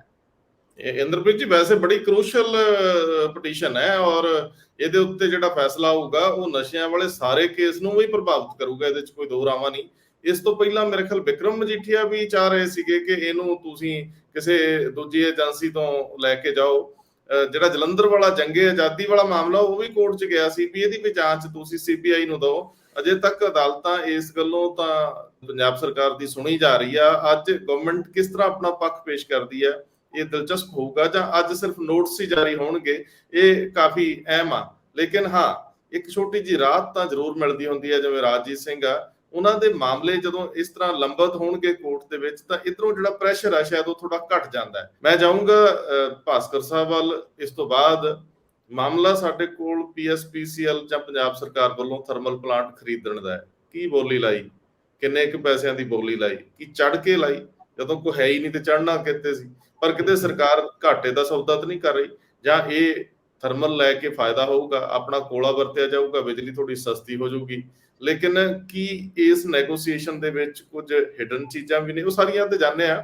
ਇੱਕ ਬੜੀ ਸੋਹਣੀ ਰਿਪੋਰਟ ਪ੍ਰਕਾਸ਼ਿਤ ਹੋਈ ਹੈ, ਭਾਸਕਰ ਸਾਹਿਬ ਤੁਹਾਨੂੰ ਦੱਸਣਗੇ। ਪਰ ਇੰਦਰਪ੍ਰੀਤ ਜੀ, RDF ਰੂਰਲ ਡਿਵੈਲਪਮੈਂਟ ਫੰਡ, ਇਹ ਵੀ ਫੁੱਟਬਾਲ ਵਾਂਗ ਉਛਲਦਾ ਹੀ ਰਹਿੰਦਾ ਹੈ। ਹਾਲਾਂਕਿ ਇਹ ਸਟੇਟ ਦਾ ਹੱਕ ਹੈ, ਔਰ ਇਹ ਸਟੇਟ ਦੇ ਦਾਇਰੇ 'ਚ ਵੀ ਹੈ। ਕੇਂਦਰ ਦੇ 'ਚ ਟੰਗ ਅੜਾ ਕੇ ਬੈਠਾ, ਔਰ ਹੁਣ ਪੰਜਾਬ ਸਰਕਾਰ ਚੱਲੇਗੀ ਸੁਪਰੀਮ ਕੋਰਟ 'ਚ। ਕੀ ਮੰਗ ਰੱਖੀ ਇਹਨਾਂ ਨੇ? ਰੰਧਾਵਾ ਸਾਹਿਬ, ਜਿਹੜੀ ਰੂਰਲ ਡਿਵੈਲਪਮੈਂਟ ਫੰਡ ਔਰ ਮੰਡੀ ਫੀਸ ਦੋ ਨੇ। ਰੂਰਲ ਡਿਵੈਲਪਮੈਂਟ ਫੰਡ ਤਾਂ ਕਿਉਂਕਿ ਪੂਰੇ ਦਾ ਪੂਰਾ ਹੀ ਸਾਡਾ ਪਿਆ 3637 ਕਰੋੜ ਦਾ, ਔਰ 571 ਕਰੋੜ ਸਾਡੇ ਮੰਡੀ ਫੀਸ ਵੀ ਪਈ ਹੈ। ਉਹਨੂੰ ਲੈ ਕੇ ਜਿਹੜਾ ਇੱਕ ਯਾਚਿਕਾ ਸੁਪਰੀਮ ਕੋਰਟ 'ਚ ਸਰਕਾਰ ਨੇ ਦਾਇਰ ਕੀਤੀ ਹੈ, ਉਹ ਮੈਂ ਮੈਨੂੰ ਪੂਰੀ ਯਾਚਿਕਾ ਮਿਲ ਗਈ ਸੁਭਾਵਿਕ ਤੌਰ ਤੇ, ਸਾਡੇ ਦਿੱਲੀ ਦੇ ਰਿਪੋਰਟਰ ਨੇ ਸਾਨੂੰ ਭੇਜੀ ਹੈ। ਮੈਂ ਉਹਨੂੰ ਦੇਖ ਰਿਹਾ ਸੀਗਾ, 31 ਦੇ ਕਰੀਬ ਉਸ 'ਚ ਲੈਟਰ ਲਗਾਏ ਗਏ 31, ਜਿਸ 'ਚ ਇੱਕ ਲੈਟਰ ਦਾ ਕਿਵੇਂ ਅਸੀਂ ਕਦੋਂ ਕਾਨੂੰਨ ਬਣਾਏ, ਕਦੋਂ ਅਸੀਂ ਕਿਹੜਾ ਚੀਜ਼ ਵਧਾਈ, ਕਿਹੜੀ ਘਟਾਈ, ਇਹ ਸਾਰਾ ਚੀਜ਼ ਦੀ ਡਿਟੇਲ ਨਾਲ ਦਿੱਤੀ ਹੋਈ ਹੈ। ਉਹ 'ਚ ਜਿਹੜੀ ਵੱਡੀ ਗੱਲ ਕੀਤੀ ਹੋਈ ਹੈ ਕਿ ਇਹ ਅਸੀਂ ਵੈਸੀ ਫੰਡ ਨਹੀਂ ਲਗਾਏ ਹੋਏ, ਪੂਰਾ ਕਾਨੂੰਨੀ ਦਾਇਰੇ ਦੇ ਵਿੱਚ ਬਿੱਲ ਪਾਸ ਕਰਕੇ ਲਗਾਏ ਹੋਏ। ਔਰ ਸੈਂਟਰ ਗਵਰਨਮੈਂਟ ਨੂੰ ਕੀ ਅਧਿਕਾਰ ਹੈ ਵੀ ਅਸੀਂ ਇਹ ਪੈਸੇ ਕਿੱਥੇ ਖਰਚ ਕਰ ਰਹੇ ਹਾਂ, ਇਹ ਕਹੇ ਸਾਨੂੰ। ਇਹ ਫੰਡ ਸਾਡਾ, ਅਸੀਂ ਆਪਣੇ ਤੌਰ ਤੇ ਜਿੱਥੇ ਮਰਜ਼ੀ ਖਰਚ ਕਰੀਏ ਉਹਨੂੰ। ਪਰ ਫਿਰ ਵੀ ਉਹਨਾਂ ਨੇ ਇਹ ਕਿਹਾ ਵੀ ਗਵਰਨਮੈਂਟ ਆਫ ਇੰਡੀਆ ਨੇ ਜਿਵੇਂ ਸਾਨੂੰ ਕਿਹਾ ਸੀਗਾ ਕਿ ਭਾਈ ਤੁਸੀਂ ਕਿਸਾਨਾਂ ਦੇ ਕਰਜ਼ ਮਾਫੀ 'ਚ ਤੁਸੀਂ ਯੂਜ਼ ਨਹੀਂ ਕਰ ਸਕਦੇ, ਅਸੀਂ ਉਹਨਾਂ ਦੇ ਕਹੇ ਅਨੁਸਾਰ ਵੀ ਜਿਹੜਾ ਹੈਗਾ ਉਹ ਕਰਤਾ ਹੈ, ਠੀਕ ਕਰਤਾ, ਬਿੱਲ ਪਾਸ, ਸੰਸ਼ੋਧਿਤ ਬਿੱਲ ਵੀ ਪਾਸ ਕਰਤਾ ਹੈ।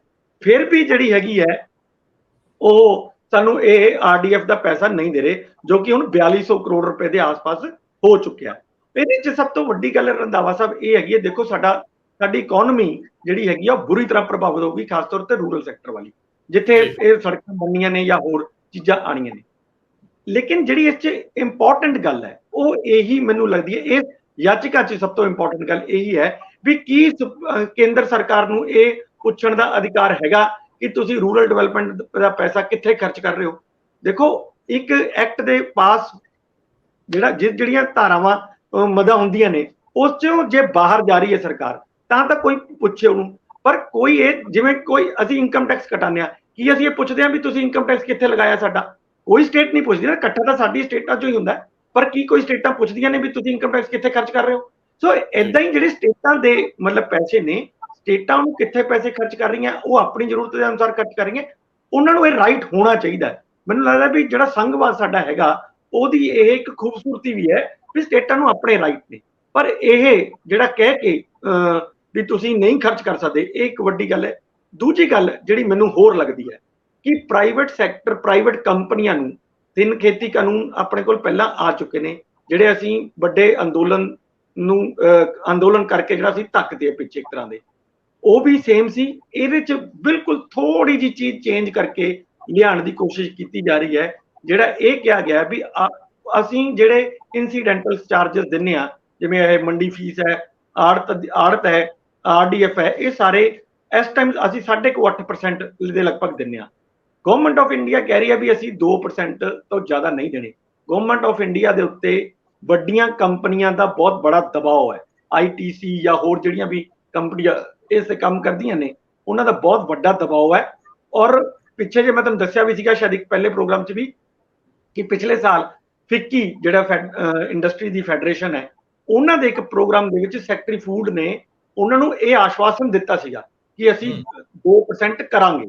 ਤਾਂ ਦੇਖੋ ਇਹ ਸਾਰਾ ਮੰਡੀ ਸਿਸਟਮ ਬਣਾਉਣ ਵਾਸਤੇ ਸਿਰਫ ਪੰਜਾਬ, ਹਰਿਆਣਾ, ਮੱਧ ਪ੍ਰਦੇਸ਼ ਜਾਂ ਵੈਸਟਰਨ ਯੂਪੀ ਦਾ ਥੋੜਾ ਜਿਹਾ ਹਿੱਸਾ ਹੀ ਹੈ ਜਿਹੜਾ ਇਹਨਾਂ ਨੇ ਟੈਕਸਸ ਲਗਾਏ ਹੋਏ ਨੇ ਤੇ ਆਪਣਾ ਮੰਡੀ ਸਿਸਟਮ ਡੇ ਬਾਈ ਡੇ ਵਧੀਆ ਬਣਾ ਰਹੇ ਨੇ। ਪਰ ਅਗਰ 2% ਕਰ ਦਿੰਦੇ ਆ ਤਾਂ ਤੁਸੀਂ ਮੇਰੀ ਇਹ ਅੱਜ ਗੱਲ ਯਾਦ ਰੱਖਿਓ ਕਿ ਪੰਜਾਬ ਦੀ ਮੰਡੀ ਬੋਰਡ ਦੇ ਮੁਲਾਜ਼ਮਾਂ ਦੀਆਂ ਤਨਖਾਹਾਂ ਤੱਕ ਨਹੀਂ ਦਿੱਤੀਆਂ ਜਾਣੀਆਂ, ਕਿਉਂਕਿ ਤਨਖਾਹਾਂ ਦਾ ਬਿੱਲ ਹੀ 550 ਕਰੋੜ ਰੁਪਈਆ ਹੈ। 1500 ਤੋਂ ਲੈ ਕੇ 1800 ਕਰੋੜ ਰੁਪਇਆ ਸਾਨੂੰ ਹਰ ਸਾਲ ਲਿੰਕ ਰੋਡ ਨੂੰ ਸਿਰਫ ਰਿਪੇਅਰ ਕਰਨ ਵਾਸਤੇ ਚਾਹੀਦਾ, ਜਿਹਨੂੰ ਪੈਚ ਵਰਕ ਅਸੀਂ ਕਹਿੰਦੇ, ਪੈਚ ਵਰਕਾਂ ਵਾਸਤੇ ਚਾਹੀਦਾ। ਜੇ ਇੰਨਾ ਵੱਡਾ 65000 ਕਿਲੋਮੀਟਰ ਸਾਡੇ ਸੜਕਾਂ ਨੇ, ਜੇ ਇੰਨਾ ਵੱਡਾ ਜਾਲ ਹੈ ਜਿਹੜਾ, ਉਹ ਕਿਵੇਂ ਚੱਲੂਗਾ ਜੇ ਸਾਨੂੰ ਮਤਲਬ ਪੈਸਾ ਕਿਤੋਂ ਹੋਰ ਨਹੀਂ ਮਿਲੂਗਾ? ਤਾਂ ਮੈਨੂੰ ਲੱਗਦਾ ਕਿ ਗਵਰਨਮੈਂਟ ਨੇ ਕੰਮ ਤਾਂ ਠੀਕ ਕੀਤਾ ਹੈ ਕਿ ਇੱਕ ਵਾਰੀ ਘੱਟੋ ਘੱਟ ਇਹ ਜਿਹੜਾ ਹੁੰਦਾ ਨਾ ਕਿ ਸੈਂਟਰ ਗਵਰਨਮੈਂਟ ਨੂੰ ਵੀ ਦਿਖਾਣਾ ਜ਼ਰੂਰ ਪਊਗਾ ਕਿ ਯਾਰ ਹਰ ਤੁਹਾਡੀ ਮਨਮਰਜ਼ੀ ਨਹੀਂ ਚੱਲਦੀ ਰਹੇਗੀ। ਤਾਂ ਕੇਂਦਰ ਕਿਹਨੂੰ ਕਹਿਣਾ ਫਿਰ ਜੇ ਉਹ ਮਨਮਰਜ਼ੀ ਨਾ ਕਰੂਗਾ? ਮੋਦੀ ਸਰਕਾਰ ਕਿਹਨੂੰ ਕਹਿਣਾ ਜੇ ਕਾਰਪੋਰੇਟ ਨੂੰ ਨਾ ਸੁਣੇਗੀ ਉਹ ਤਾਂ। ਔਰ ਵੈਸੇ ਵੀ ਦੇਸ਼ ਨੂੰ ਵੱਡਾ ਕਰਨ ਲਈ ਕਈ ਵਾਰੀ ਨਿੱਜੀ ਕੰਪਨੀਆਂ ਵੱਡੀਆਂ ਹੋਣੀਆਂ ਵੀ ਬੜੀਆਂ ਜ਼ਰੂਰੀ ਹੁੰਦੀਆਂ ਨੇ। ਖੈਰ ਅਸੀਂ ਕਿਸੇ ਦੇ ਦੋਸ਼ ਨਹੀਂ ਲਾਉਂਦੇ, ਪਰ ਜਿਸ ਤਰੀਕੇ ਦੇ ਹੱਥਕੰਡੇ ਅਪਣਾਏ ਜਾਂਦੇ ਆ ਔਰ ਟੋਟਲ ਸਿਆਸਤ ਵੜਤੀ ਜਾਂਦੀ ਹੈ ਕਿ ਕਿਹੜੀ ਗਵਰਨਮੈਂਟ ਨੂੰ ਸਪੋਰਟ ਕਰਨਾ, ਕਿਹੜੀ ਨੂੰ ਨਹੀਂ ਕਰਨਾ, ਔਰ ਇਹ ਹੁਣ ਦਿਸਦੇ ਸੱਚ ਨੇ। ਭਾਸਕਰ ਸਾਹਿਬ ਬਹੁਤ ਕਾਹਲੀ ਚ ਆਇਓ, ਕਿਉਂਕਿ ਮੈਂ ਤੁਹਾਡੇ ਕੋਲ ਸਾਰੀ ਡਿਟੇਲ ਥਰਮਲ ਪਲਾਂਟ ਖਰੀਦਣ ਲਈ ਜਿਹੜੀ ਪੰਜਾਬ ਸਰਕਾਰ ਨੇ ਬੋਲੀ ਲਾਈ ਆ ਉਹਦੇ ਸੰਬੰਧੀ ਡਿਟੇਲ ਲੈਣੀ, ਉਹ ਇਕੱਠਾ ਹੀ ਹੁਣ ਕਰ ਦਿਓ ਸਰ। ਪਹਿਲੇ ਤਾਂ ਖੈਰ ਆਰਡੀਐਫ ਦੇ ਮੁੱਦੇ ਦੇ ਉੱਤੇ ਇੱਕ ਗੱਲ ਤੇ ਹੈ, ਇਹ ਝਗੜਾ ਸੂਬੇ ਦੇ ਵਿੱਚ ਵੀ ਹੈਗਾ। ਕੈਪਟਨ ਅਮਰਿੰਦਰ ਸਿੰਘ ਉਹਨਾਂ ਦੇ ਟਾਈਮ ਆਰਡੀਐਫ ਦਾ ਪੈਸੇ ਦਾ ਯੂਜ਼, ਉਹ ਜਿਹੜਾ ਕਿਸਾਨਾਂ ਦਾ ਲੋਨ ਮਾਫ ਕੀਤਾ ਸੀ ਨਾ, ਉਹਦੇ ਉੱਤੇ ਖਰਚ ਦਿੱਤਾ ਗਿਆ, ਔਰ ਫਿਰ ਪਿੰਡਾਂ ਦੀ ਸੜਕਾਂ ਦਾ ਕੰਮ ਤੇ ਉੱਥੇ ਦੇ ਉੱਥੇ ਰਿਹਾ। ਆਰਡੀਐਫ ਦਾ ਫੰਡ ਹੀ ਏਦਾਂ ਦਾ ਫੰਡ ਹੁੰਦਾ ਸੀ, ਉਹ ਸੀਐਮ ਦਾ ਪ੍ਰੈਰੋਗੇਟਿਵ ਹੁੰਦਾ ਸੀ ਇਹਦਾ ਕੋਈ ਆਡਿਟ ਨਹੀਂ ਹੁੰਦਾ ਸੀਗਾ, ਕਿੱਥੇ ਖਰਚਿਆ, ਕਿੱਦਾਂ ਖਰਚਿਆ, ਜਿੱਦਾਂ ਮਰਜ਼ੀ ਖਰੋ, ਰੈਲੀਆਂ 'ਚ ਖਰਚੋ ਜਾਂ ਜਿਹੜੇ ਮਰਜ਼ੀ ਜਗ੍ਹਾ ਖਰਚੋ। ਉਸ ਕਰਕੇ ਹੀ ਕੇਂਦਰ ਨੇ ਇੱਕ ਕੰਡੀਸ਼ਨ ਲਾਈ ਸੀ ਵੀ ਨੋਟੀਫਿਕੇਸ਼ਨ ਕਰੋ, ਆਰਡੀਐਫ ਰੂਰਲ ਡਿਵੈਲਪਮੈਂਟ ਵਾਸਤੇ ਹੀ ਖਰਚਿਆ ਜਾਏਗਾ, ਇਹਨਾਂ ਨੇ ਕਰਤੀ। ਹੁਣ ਜਦ ਵਿਧਾਨ ਸਭਾ ਦੇ ਵਿੱਚ ਆਰਡੀਐਫ ਦਾ ਜ਼ਿਕਰ ਹੋ ਰਿਹਾ ਸੀ ਔਰ ਨਿੰਦਾ ਪ੍ਰਸਤਾਵ ਪਾਸ ਹੋ ਰਿਹਾ ਸੀ, ਉਸ ਟਾਈਮ ਨੈਸ਼ਨਲ ਹੈਲਥ ਮਿਸ਼ਨ ਦੇ ਪੈਸਿਆਂ ਦੀ ਵੀ ਗੱਲ ਹੋ ਰਹੀ ਸੀ, ਜਿਹੜਾ Ayushman health and wellness centre ਦੀ ਗੱਲ ਹੈਗੀ ਹੈ, ਪਰ ਉਹਦਾ ਜ਼ਿਕਰ ਸੁਪਰੀਮ ਕੋਰਟ ਦੇ ਵਿੱਚ ਪਾਈ ਪਟੀਸ਼ਨ ਦੇ ਵਿੱਚ ਕਿਉਂ ਨਹੀਂ ਹੈ? ਉਹ ਕਿਉਂਕਿ ਉੱਥੇ ਕੰਡੀਸ਼ਨ ਸੀਗੀ ਵੀ ਤੁਸੀਂ ਆਯੁਸ਼ਮਾਨ ਸੈਂਟਰ ਨੂੰ ਆਮ ਆਦਮੀ ਕਲੀਨਿਕ ਬਣਾ ਕੇ ਰੱਖਤਾ। ਉਸ ਮੁੱਦੇ ਦੇ ਉੱਤੇ ਸਰਕਾਰ ਥੋੜਾ ਜਿਹਾ ਪਿੱਛੇ ਵੀ ਹਟੀ ਹੈ, ਥੋੜਾ ਜਿਹਾ ਅੱਗੇ ਵੱਧ ਕੇ ਇੱਕ ਕਦਮ ਪਿੱਛੇ ਹਟਣਾ। ਔਰ ਇਸ ਮੁੱਦੇ ਦੇ ਇਹ 3637 ਕਰੋੜ ਦਾ ਤੇ ਇਕੱਲਾ ਆਰਡੀਐਫ ਹੈ, ਉਸ ਤੋਂ ਇਲਾਵਾ ਮਾਰਕੀਟ ਫੀ 2400 ਕਰੋੜ ਦੀ ਹੈਗੀ ਹੈ, ਜਿਹੜੀ 2022 ਤੋਂ ਡਿਊ ਹੈ ਪੰਜਾਬ ਨੂੰ। ਹੁਣ ਪੰਜਾਬ ਨੂੰ ਇਹ ਦੇ ਦਿੱਤੀ ਜਾਏ, ਰੂਰਲ ਡਿਵੈਲਪਮੈਂਟ ਹੋ ਸਕੇ, ਇਹਦੇ ਉੱਤੇ ਸੁਪਰੀਮ ਕੋਰਟ ਦਾ ਕੀ ਰੁਖ ਹੁੰਦਾ? ਔਰ ਪਹਿਲੀ ਵਾਰ ਹੈ ਕੋਈ ਸੂਬਾ ਆਪਣੇ ਹੱਕਾਂ ਲਈ ਸੁਪਰੀਮ ਕੋਰਟ ਗਿਆ ਹੋਏ। ਇਹ ਸੈਂਟਰ ਸਟੇਟ ਰਿਲੇਸ਼ਨ ਕਨਸਟੀਟਿਊਸ਼ਨ ਦੇ ਵਿੱਚ ਬੜੇ ਵਧੀਆ ਤਰੀਕੇ ਨਾਲ ਡਿਫਾਈਨਡ ਨੇ। ਡਿਫਾਈਨਡ ਰਿਲੇਸ਼ਨ ਨੂੰ ਵੀ ਚੈਲੰਜ ਕਰਨਾ ਪੈ ਰਿਹਾ ਸੁਪਰੀਮ ਕੋਰਟ ਦੇ ਵਿੱਚ। ਇੱਕ ਅਜੀਬ ਜਿਹੀ ਸਥਿਤੀ ਉਤਪਨ ਹੋਈ ਹੈ, ਪਰ ਚਲੋ ਹੁਣ ਹੋ ਗਈ ਹੈ। ਉਹਦੇ ਵਿੱਚ ਸਾਡਾ ਪੰਜਾਬ ਇਸ ਮੁੱਦੇ ਦੇ ਉੱਤੇ ਆਪਣੇ ਪੈਸੇ ਕਿੱਦਾਂ ਸੈਂਟਰ ਤੋਂ ਵਾਪਸ ਲੈ ਕੇ ਆਉਂਦਾ ਹੈ, ਇਹ ਦੇਖਣ ਵਾਲੀ ਗੱਲ ਹੈਗੀ ਹੈ। ਹੁਣ ਗੱਲ ਕਰੀਏ ਇਹਦੇ ਚ ਇੱਕ ਚੀਜ਼ ਬੜੀ ਅਹਿਮ ਆ ਭਾਸਕਰ ਸਾਹਿਬ, ਜਦੋਂ ਤੁਸੀਂ ਕਹਿੰਦੇ ਨੇ ਕਿ ਆਡਿਟ ਕੋਈ ਨਹੀਂ ਹੁੰਦਾ, ਆਡਿਟ ਹੁੰਦਾ ਹੈ। ਆਡਿਟ ਸਿਰਫ ਤੇ ਸਿਰਫ ਮੁੱਖ ਮੰਤਰੀ ਦਾ ਜਿਹੜਾ ਇੱਕ ਗੁਪਤ ਫੰਡ ਹੁੰਦਾ ਉਹਦਾ ਨਹੀਂ ਹੁੰਦਾ, ਔਰ ਉਹਦੇ ਵਿੱਚ ਤੁਸੀਂ ਜਿੱਥੇ ਮਰਜ਼ੀ ਉਹਨੂੰ ਵਰਤ ਸਕਦੇ ਹੋ, ਸਰਕਾਰਾਂ ਵਰਤਦੀਆਂ ਨੇ। ਇਹਦਾ ਆਡਿਟ ਤਾਂ ਹੁੰਦਾ ਹੈ, ਪਰ ਇਹਦੀ ਦੁਰਵਰਤੋਂ ਹੁੰਦੀ ਰਹੀ ਹੈ। ਇਹਦੀ ਦੁਰਵਰਤੋਂ ਸੰਗਤ ਦਰਸ਼ਨਾਂ 'ਚ ਵੀ ਹੁੰਦੀ ਰਹੀ ਹੈ। ਇਹਦੀ ਦੁਰਵਰਤੋਂ ਕੈਪਟਨ ਸਾਹਿਬ ਨੇ ਉਹ ਜਿਹੜਾ ਲੋਨ ਲੈਣ ਦੇ ਮਾਮਲੇ 'ਚ ਵੀ ਕੀਤੀ ਹੈ ਕਿ ਇਹਦੀ ਇਨਕਮ ਹੀ ਗਹਿਣੇ ਧਰਤੀ ਗਈ। ਖੈਰ ਚਲੋ ਆਪਾਂ ਛੱਡਦੇ ਹਾਂ ਇੱਥੇ, ਕਿਤੇ ਫਿਰ ਡਿਟੇਲ 'ਚ ਗੱਲ ਕਰਾਂਗੇ। ਉਹ ਸਾਡੀ ਥਰਮਲ ਵਾਲੇ ਗੱਲ ਨਾਲ ਸਾਂਝ ਪਵਾਓ ਕਿ ਕੀ ਕਹਿੰਦੀ ਹੈ। ਇਕਨੋਮਿਕਸ ਟਾਈਮਸ ਦੀ ਰਿਪੋਰਟ ਹੈ, ਕਿਹਦੀ ਹੈ? ਇਕਨੋਮਿਕ ਟਾਈਮਸ ਦੀ ਰਿਪੋਰਟ ਹੈ। ਔਰ ਜਿਹੜੀ ਗੱਲ ਭਗਵੰਤ ਮਾਨ ਉਹਨਾਂ ਪਿਛਲੇ ਦਿਨਾਂ ਦੀ ਵੀ ਟਵੀਟ ਕਰਕੇ ਕਰ ਰਹੇ ਸੀ ਨਾ, ਖਰੀਦਾਂਗੇ ਵੀ ਖਰੀਦਾਂਗੇ ਔਰ ਅਸੀਂ ਪੱਕਾ ਖਰੀਦਾਂਗੇ, ਉਹ ਖਰੀਦਣ ਦੀ ਗੱਲ ਚੱਲ ਰਹੀ ਸੀ ਡੀਵੀਕੇ ਥਰਮਲ ਪਲਾਂਟ ਦੀ। ਹੁਣ ਉਹ ਖਰੀਦਣ ਦਾ ਇੱਕ ਪ੍ਰੋਸੈਸ ਹੁੰਦਾ ਹੈ, ਉਸ ਪ੍ਰੋਸੈਸ ਦੇ ਵਿੱਚ ਜੀਵੀਕੇ ਦੀ ਜਿੰਨੀ ਵੀ ਦੇਣਦਾਰੀਆਂ ਲੈਣਦਾਰੀਆਂ ਉਹਨਾਂ ਦਾ ਹਿਸਾਬ ਕਿਤਾਬ ਲਾਇਆ ਜਾਂਦਾ ਹੈ। ਉਹਦੇ ਹਿਸਾਬ ਨਾਲ ਸਰਕਾਰ ਆਪਣੀ ਬਿਡ ਨੂੰ ਹੌਲੇ ਹੌਲੇ ਕਰਕੇ ਅੱਗੇ ਵਧਾਉਂਦੀ ਹੈ। ਹੁਣ ਸਰਕਾਰ ਨੇ ਇੱਕ ਪਹਿਲੀ ਬਿਡ ਛੱਡਤੀ ਹੈ, 1080 ਕਰੋੜ ਦੀ ਆਫਰ ਦੇ ਦਿੱਤੀ ਹੈ ਉਹਨਾਂ ਜਿਨ੍ਹਾਂ ਨੂੰ ਇੱਕ ਤਰੀਕੇ ਨਾਲ ਲੈਣਦਾਰ ਹੈਗੇ ਨੇ ਜਿਹੜੇ ਜੀਵੀਕੇ ਤੋਂ, ਉਹਨਾਂ ਦੇ ਵਾਸਤੇ। ਔਰ ਇਹ 1080 ਕਰੋੜ ਸਿਰਫ 16% ਹੈ। ਟੋਟਲ 6500 ਕਰੋੜ ਤੋਂ ਵੱਧ ਦੀ ਦੇਣਦਾਰੀ ਜੀਵੀਕੇ ਦੀ ਹੈਗੀ ਹੈ, ਜਿਸ ਕਰਕੇ ਉਹ ਦਿਵਾਲੀਆ ਹੋਇਆ। ਔਰ ਦਿਵਾਲੀਆ ਹੋਣ ਦਾ ਕਾਰਨ ਵੀ ਇਹ ਦੱਸਿਆ ਗਿਆ ਕਿ ਪੰਜਾਬ ਸਰਕਾਰ ਨੇ ਉਹ ਪਾਵਰ ਪਰਚੇਜ਼ ਐਗਰੀਮੈਂਟ ਦੇ ਹਿਸਾਬ ਨਾਲ 1400 ਕਰੋੜ ਰੁਪਏ ਉਹ ਜੀਵੀਕੇ ਨੂੰ ਦੇਣੇ ਸੀ, ਜਿਹੜੇ ਨਹੀਂ ਦਿੱਤੇ। ਔਰ ਇੱਥੇ ਤੱਕ ਕਿ ਉਸ ਪਾਵਰ ਪਰਚੇਜ਼ ਐਗਰੀਮੈਂਟ ਨੂੰ ਰੱਦ ਕਰਨ ਦੀ ਵੀ ਗੱਲਾਂ ਕੋਰਟਾਂ ਦੇ ਵਿੱਚ ਵੀ ਤੁਰੀਆਂ। ਪਰ ਹਾਂ, ਹੁਣ ਇਹ ਬਿਡਿੰਗ ਪ੍ਰੋਸੈਸ ਸ਼ੁਰੂ ਹੋ ਗਿਆ। ਅਗਲੀ ਬਿਡ, ਕਿਉਂਕਿ ਇਹ 1080 ਕਰੋੜ ਦੀ 16% ਦੇਣਦਾਰੀਆਂ ਦੇਣ ਦੀ ਗੱਲ ਇਹ ਅੱਗੇ ਜ਼ਰੂਰ ਤੁਰ ਗਈ ਹੈ। ਔਰ ਇਹ ਬਿਡ ਹਮੇਸ਼ਾ ਕਿਸੇ ਵੱਡੇ ਪਲਾਂਟ ਨੂੰ ਖਰੀਦਣ ਦੇ ਹੌਲੇ ਹੌਲੇ ਕਰਕੇ ਤੁਰਦੀ ਹੁੰਦੀ ਹੈ, ਪਰ ਸ਼ੁਰੂਆਤ ਹੋ ਗਈ ਹੈ। ਔਰ ਜਿਹੜੀ ਗੱਲ ਭਗਵੰਤ ਮਾਨ ਉਹਨਾਂ ਨੇ ਟਵੀਟ ਕਰਕੇ ਕਹੀ ਸੀ, ਉਸ ਟਵੀਟ ਨੂੰ ਹੁਣ ਗਰਾਊਂਡ ਤੇ ਉਤਾਰਨ ਦੀ ਗੱਲਾਂ ਹੋ ਚੁੱਕੀਆਂ ਸ਼ੁਰੂ। ਬਹੁਤ ਮਿਹਰਬਾਨੀ, ਬਹੁਤ ਧੰਨਵਾਦ। ਧੰਨਵਾਦ ਜੀ।